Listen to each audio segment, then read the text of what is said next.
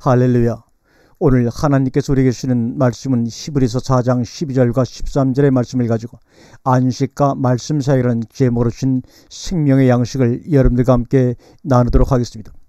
먼저 본문을 읽겠습니다. 하나님의 말씀은 살았고 운동력이 있어 좌우의 어떤 날쌘 검보다도 예리하여 혼과 영과 및 관절과 골수를 찔러 쪼개기까지 하며 또 마음의 생각과 뜻을 감찰하니 지으신 것이 하나라도 그 앞에 나타나지 않음이 없고 오직 만물이 우리를 상관하시는 자의 눈앞에 벌거벗은 것 같이 드러나느니라. 아멘.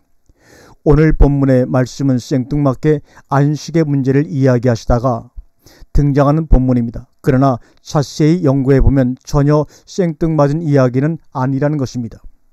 본문은 왜냐하면 이라는 접속사 가르로 문장이 시작이 됩니다. 따라서 안식이 시작되면 내가 바로 어떤 사건이 일어나는가 하면 말씀의 사역이 시작된다는 말입니다. 내가 안식을 누리며 나의 일을 마치게 될 때 그제서야 비로소 말씀의 사역이 시작이 된다는 말입니다. 그래서 그 안식에 들어가기를 서두르라고 촉구하신 것입니다. 오늘 4장 2절의 말씀을 보겠습니다. 저희와 같이 우리도 복음 전함을 받은 자이나 그러나 그들은 바 말씀이 저희에게 유익되지 못한 것은 듣는 자가 믿음을 화합지 아니함이라. 들은 바 말씀이 믿음과 화합하여 순종의 자리에 들어가게 되면 안식이 이루어집니다.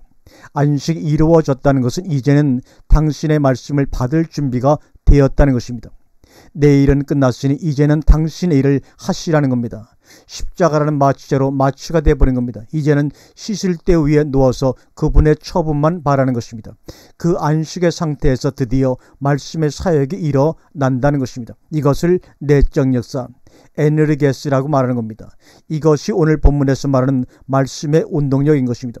골로새서 1장 29절에 이를 위하여 나도 내 속에서 능력으로 역사하시는 이의 역사를 따라 힘을 다하여 수고하노라. 여기서 내 속에서 능력으로 역사하는 그의 역사가 무엇인가? 역사한다. 에네르게오란 말인데 에네르게오라는 동사는 안에서 활동한다는 의미요. 효과적인 일을 한다는 의미입니다. 이것은 내적 역사를 무척이나 강조한 말입니다. 왜냐하면 나의 안에서라는 말이 있는데도 불구하고 또 에네르게오 즉 안에서 일하는 것을 또 말하고 있으니 얼마나 강조한 말입니까? 그런데 힘을 다하여 아고니조마 이 힘을 다하는 아고니조마에는 현재 분사로서 투쟁하다, 적과 싸우다라는 뜻을 가지고 있는 헬라어 단어입니다. 우리는 안식 그러면 오해하고 있는 것이 자기 일을 그치고 쉬는 것이라고 생각을 해서 아무 일도 안 하고 가만히 있는 것으로 알고 있는데 그것이 아닙니다. 지금까지는 자기의 계획과 자기 생각대로 행하고 살아왔던 자기 일에서 이제는 하나님의 계획과 생각대로 산다는 것입니다. 그 안식이 이루어지면 비로소 내 안에서는 강력한 말씀의 역사가 시작이 된다는 겁니다. 그래서 그 말씀의 역사를 통해 끊임없는 전쟁이 일어난다는 겁니다. 그것이 바로 아고니조마의 의미입니다. 그러니까 4장에서 11절까지의 안식의 문제를 이야기하다가 12절에서 말씀의 사역에 대해 나오는 것은 당연한 것입니다. 이것이 구약에서는 가나안의 전쟁 그것을 말하고 있습니다. 하나님께서 가나안에 들어가는 여호수아에게 뭐라고 약속하십니까? 너의 평생에 너를 능히 당할 자 없으리니 내가 모세와 함께 있던 것 같이 너와 함께 있을 것임이라. 내가 너를 떠나지 아니하며 버리지 아니하리니 마음을 강하게 하라 담대하라. 너는 이 백성으로 내가 그 조상에게 맹세하여 주리란 땅을 얻게 하리라. 오직 너는 마음을 강하게 하고 극히 담대히 하여 나의 종 모세가 내게 명한 율법을 다 지켜 행하고 좌로나 우로나 치우치지 말라. 그리하면 어디로 가든지 형통하리니 이 율법책을 내 입에서 떠나지 말게 하며 주의하라. 그것을 묵상하여 그 가운데 기록한 대로 다 지켜 행하라. 그리하면 내 길이 평탄하게 될 것이라. 내가 형통하리라. 우리 주님께서 이 땅에 계실 때 어떠했습니까? 예수님의 모형인 여호수아에게 약속한 모든 여정을 잘 생각해 보시기 바랍니다. 주님과 항상 함께한 분이 누구셨습니까? 하나님 아버지십니다. 율법을 다 지켜 행하신 분이 누구십니까? 예수님이십니다. 그래서 그 길이 형통했고 하나님의 약속을 다 이루시며 그 땅을 얻게 하신 분이 바로 주님이십니다. 그런데 약속의 땅 가나안의 삶이란 무엇입니까? 한마디로 전쟁이었습니다. 천국의 쟁취는 전쟁으로 이루어집니다. 가나안의 안식도 전쟁의 승리를 통해서 확장되는 것입니다. 무엇과의 전쟁입니까? 옛사람과의 전쟁입니다. 그 옛사람은 씨를 말려야 합니다. 절대 인정사정을 보면 안 됩니다. 법궤가 가나안 땅에 들어간다는 것은 말씀의 역사가 진행되고 있음을 알리고 있는 것입니다. 가나안 전쟁의 역사는 육적 이스라엘의 역사를 가르치고자 함이 아니라 영적 가나안의 안식을 보여주는 그림자요 모형인 것입니다. 이 가나안의 전쟁에 승리한 자 곧 이긴 자만이 하나님의 나라를 누리게 되며 쟁취하게 됩니다. 가나안은 주어지는 것이 아니라 우리가 쟁취하는 겁니다. 그래서 하나님의 나라는 이긴 자들의 나라인 것입니다. 놀고 먹고 쉬고 잠자고 그야말로 육신의 편안함을 안식이라고 하지 않습니다. 힘쓰고 수고해야 합니다. 그래서 쟁취해야 합니다. 성경은 이런 것을 일컬어 안식이라고 합니다. 왜 그런가? 그 싸움이 내가 싸우는 싸움이 아니기 때문입니다. 단지 성경은 자기의 일이 끝났기 때문에 안식이라고 말하는 것입니다. 물론 당연히 나도 그 싸움에 참여를 합니다. 가나안의 정복의 싸움도 여호수아가 싸운 것이 아닙니다. 분명히 여호와의 군대 장관이 와서 친히 싸운 것입니다. 그것이 바로 여호수아 5장 14절에 말씀하고 있습니다. 그럼에도 싸움에서 이스라엘 백성들이 직접 걸었고 돌았고 싸웠다는 사실입니다. 무슨 이야기입니까? 바울도 자기 안에서 능력으로 역사한 이의 역사를 따라 힘써 수고한다고 합니다. 이것이 신앙생활의 원리요 영적 전쟁의 원리인 것입니다. 성경은 이런 상태를 메토코이 참여자라고 합니다. 매사에 함께하며 참여하며 동행하는 것입니다. 십자가를 지는 것도 주님만 지게 하고 자기는 놀고 먹으며 그 공로만 의지하여 나는 망고땡으로 놀라는 것이 아니고 나도 자기의 십자가를 지고 주의 십자가에 참여하는 것입니다. 그분이 죽은 자 가운데서 부활하실 때 나도 함께 부활하는 것입니다. 주께서 왕노릇하실 때 나도 함께 왕노릇하는 것입니다. 이것이 바로 참여자 메토코인 것입니다. 그런데 그러면 무슨 안식인가? 메토코이 가르.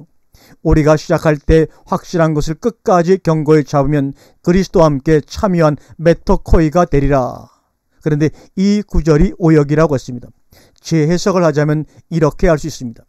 한번 보십시오.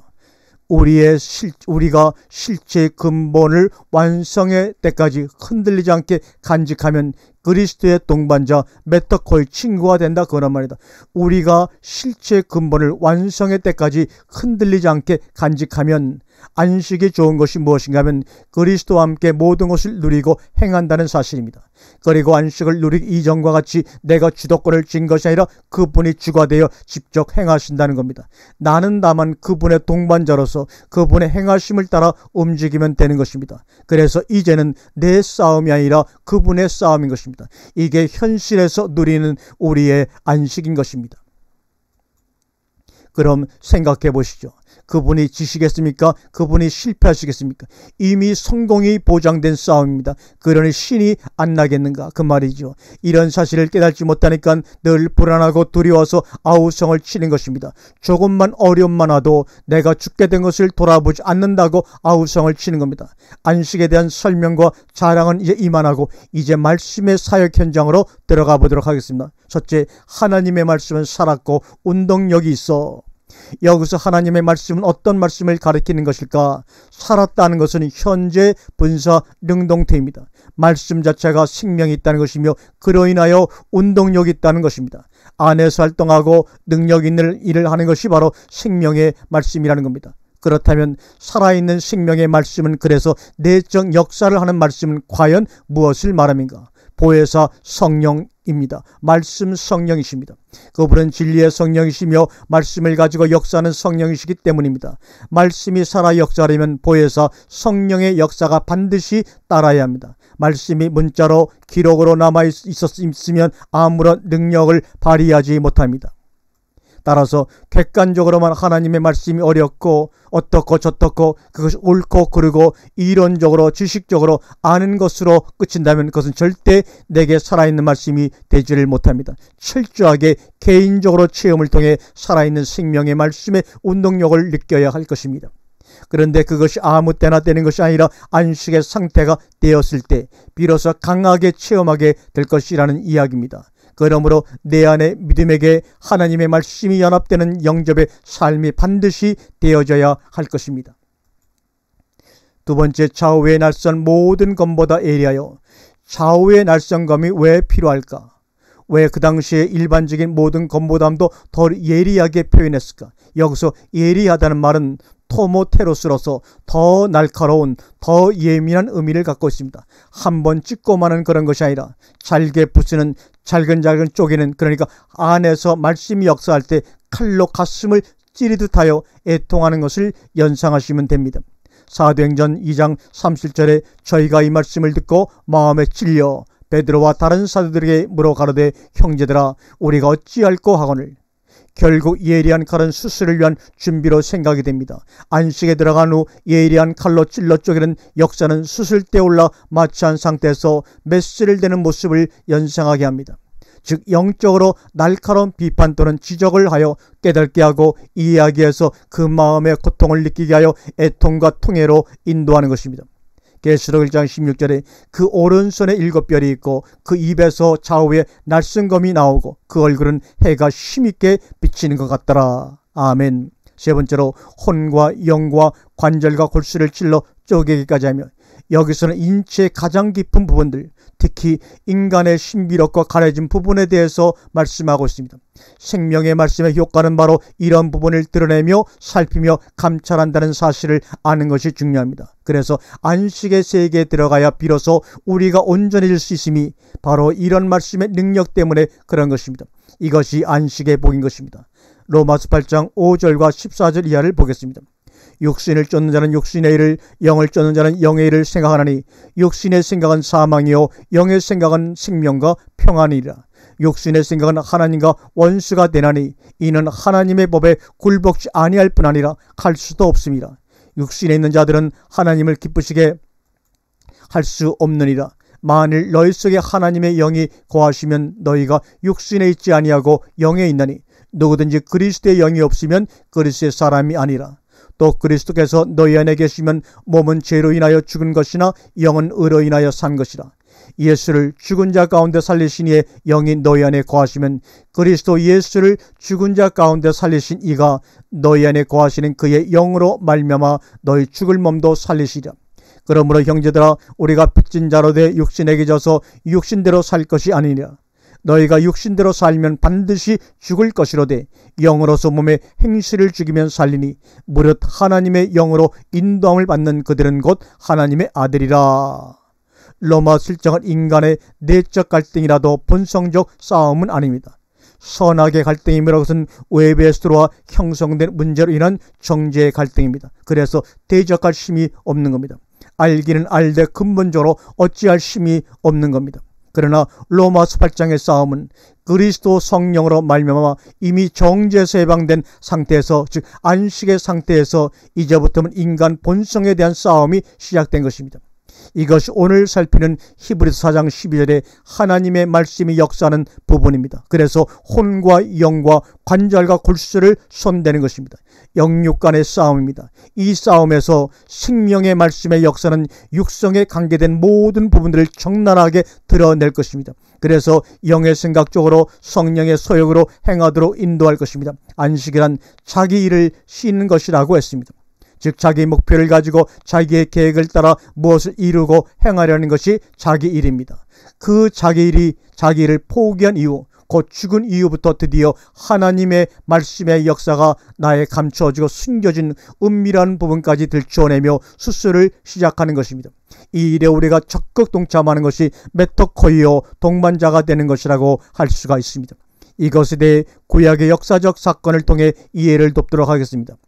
이스라엘의 출애굽 사건과 가나안 정복의 역사를 우리가 대주파 보면서 깨닫도록 합니다.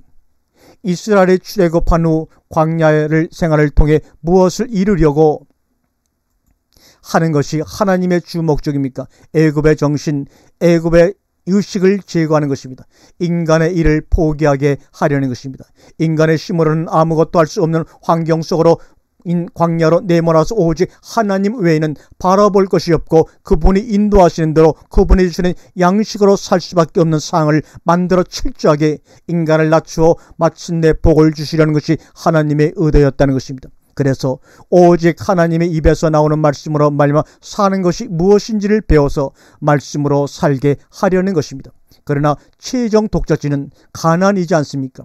하지만 성경이 말하는 대로 여호와서를 통해 가나안에 들어간 것이 끝이 아니란 사실은 너무나도 우리는 잘 알고 있습니다. 그게 무슨 말인가 하면 가나안은 하나의 그림자였다는 얘기입니다. 실제는 영원한 본향 하나님 나라를 가르치고자 했다는 것이죠. 히브리서 4장 8절 9절에 만일 여호수아가 저에게 안식을 주었다면 그 외에 다른 나라를 말씀하지 아니하셨으리라. 그런즉 안식할 때가 하나님의 백성에게 남아있도다. 가나안이 온전한 안식이 아니라는 것입니다. 하나의 그림자요 모형이었다는 것입니다. 그러므로 진정한 안식은 다른 때에 이루어질 것이란 것입니다. 물론 영원한 하나님 하늘나라가 궁극적인 안식의 세계요 거기에 들어갈 때가 온전한 때이지만 다른 날 즉 오늘날이라고 하는 그때가 안식의 때라는 것을 말하는 것입니다. 히브리서 11장 15절과 16절에 저희가 더 나은 본향을 생각하였다면 돌아갈 기회가 있으려니와 저희가 이제는 더 나은 본향을 사모하니 곧 하늘에 있는 것이라. 그래서 우리도 그 온전한 안식의 자리 하늘나라에 들어갈 것을 소망하며 살고 있습니다. 지금 이 땅에서 안식을 누리는 과정에서는 말씀의 내적 역사를 통한 싸움에서 이기는 것이 남아있다는 것입니다. 다시 한번 강조하지만 이 싸움은 내가 싸우는 싸움이 아니란 사실을 기억하시길 바랍니다.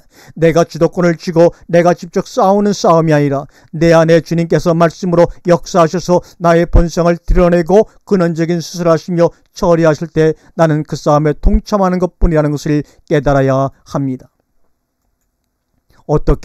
어떻게요? 적극적으로 호응하고 그분의 달아주신 손길에 자신을 맡기며 날마다 죽는 것이 그것입니다. 이런 말씀의 역사가 안식 상태에 들어간 상태라여 비로소 가능해진다는 사실입니다. 그리고 안식 후의 전쟁은 그 싸움은 나의 내적 갈등이 아니라 주님의 말씀 사역이라고 하는 것입니다. 이 말씀이 깨달아지는 자에게는 복이 있을진저. 이제 다시 본문으로 돌아가서 혼과 영과 관절과 골수를 말할 때 일반적인 접속사 카이가 아니라 테카이가 사용하고 있다는 것에 주의하십시오. 둘 다 혹은 역시 양쪽에까지도, 그러니까 혼과 영 둘 다, 그리고 관절과 골수까지도를 의미하는 것으로 아주 깊은 인간의 신비로운 부분까지를 포괄하여 표현할 때 테카이라는 간용어를 씁니다. 다시 말해서 하나님의 생명의 말씀 앞에는 숨길 부분이 전혀 없다는 말이기도 합니다. 이렇게 드러나야만 치료가 가능하고 온전해질 수가 있다는 것입니다. 하나님의 말씀이 여러분을 치료하고 수술해서 온전케 할 것입니다. 영생하도록 말입니다. 마지막으로 마음의 생각과 뜻을 감찰하십니다. 마음의 생각과 뜻은 마음의 지성 부분과 생각하는 부분을 가리킵니다. 좀 더 구체적으로 말하자면 생각은 내적 영감을 받는 부분을 가리키고 뜻은 깊은 생각을 하는 이성을 가리킵니다. 사람의 인격을 형성하는 중심 부분인 마음을 구별하여 가려낸다는 것입니다. 감찰한다는 단어가 결정하는, 즉 구별하는, 식별하는 뜻을 가지고 있습니다. 인간의 모든 내적 활동의 부분들에 대한 하나님의 대대적인 감찰이 시작된 것입니다. 세상에서 감찰은 언제 시행이 됩니까? 은밀하게 시행된 불법을 포착했을 때 합니다. 그러나 우리의 본성은 너무나도 깊숙이 그리고 뿌리 깊이 고질적으로 관행화된 것들에게 손대기가 어려웠던 것이 사실입니다. 그러나 그분의 손에 맡겨진 이상 철저하고 공정하게 그리고 적나라하게 드러낼 것입니다. 그분의 불꽃 같은 눈을 누가 피할 것입니까? 말씀의 예리한 칼끝을 누가 과연 피할 것입니까? 그러나 두려워할 것이 아니라 행복한 비명을 질러야 할 것입니다. 이제야 비로소 진정한 완전 해방과 행복의 시간을 갖게 될 것이기 때문입니다. 참 평안과 안식의 기쁨이 찾아올 것입니다. 그러기에 말씀의 역사에 적극 동참하시기를 바랍니다. 말씀의 찔림을 거부하지 말고 그대로 받아 인정하고 치료를 받으시길 바랍니다. 수술 자국이 남을지라도 불치병은 떠나갈 것입니다. 그 상태로 영생할 것입니다. 다시는 죄악 가운데 빠지지 않고 깨끗한 옷, 그리스도의 옷, 흰 옷을 입고 영생의 자리로 인도케 될 것입니다. 말씀의 칼끝이 나의 아킬레스건을 건드릴 때 아프지만 기다렸다는 듯이 환영하고 영접하시기를 바랍니다. 그리하면 치료는 시작될 것입니다. 여러분은 안식을 경험했습니까? 그렇다면 이제 말씀의 내적 역사가 시작될 것입니다. 감사하고 찬양하시기를 바랍니다. 나를 찌르고 나를 죽였다가 살리실 그 말씀 앞에 말입니다. 할렐루야, 할렐루야. 아멘.